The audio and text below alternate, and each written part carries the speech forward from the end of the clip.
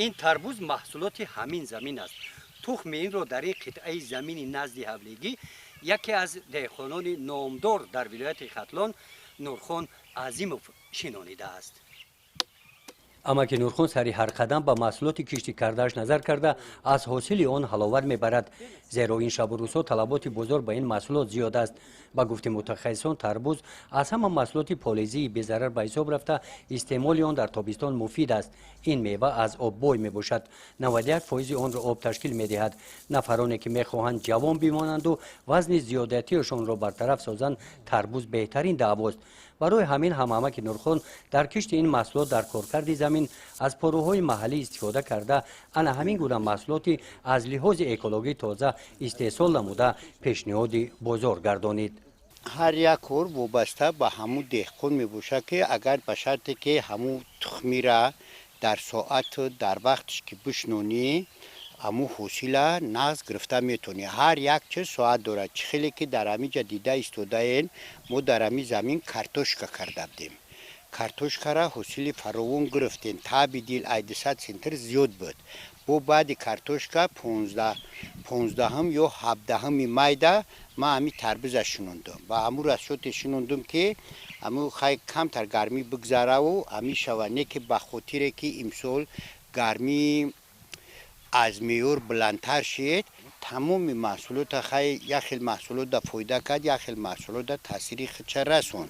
نه که نو بسته با همین گرمی و خنکی ما حاصل خوب گرفتیم. این 10-15 روزه که ایامی تربوز نزد حولی اهل خانادان استفاده برده است.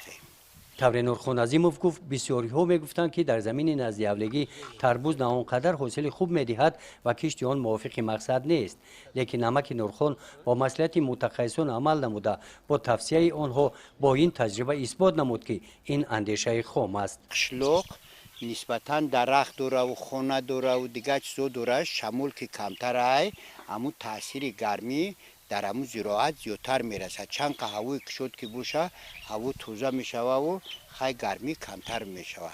محصولات هنی همون رنگ ارگانیسم هم ارگانیسم زنده خیلی که آدم خچه حس میکنه در جای محکمه گرمی را زیاد حس میکنی و در جای هوای کشود حسابی سلقینی را حس میکنی. این هم همون فرق نداره، همه چیز زنده و خودش همون را چی میکنه.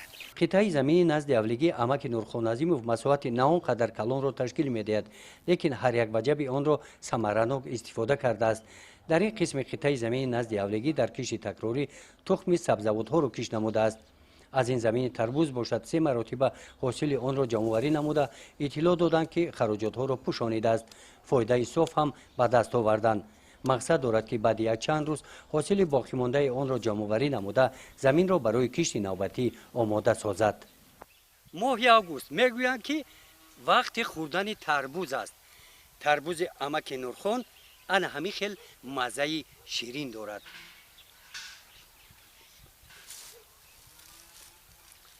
گزارش خوجا نظریف خدای نظر ظهوروف از ناحیه واسه برای برنامه اطلاعاتی نوید. بهترین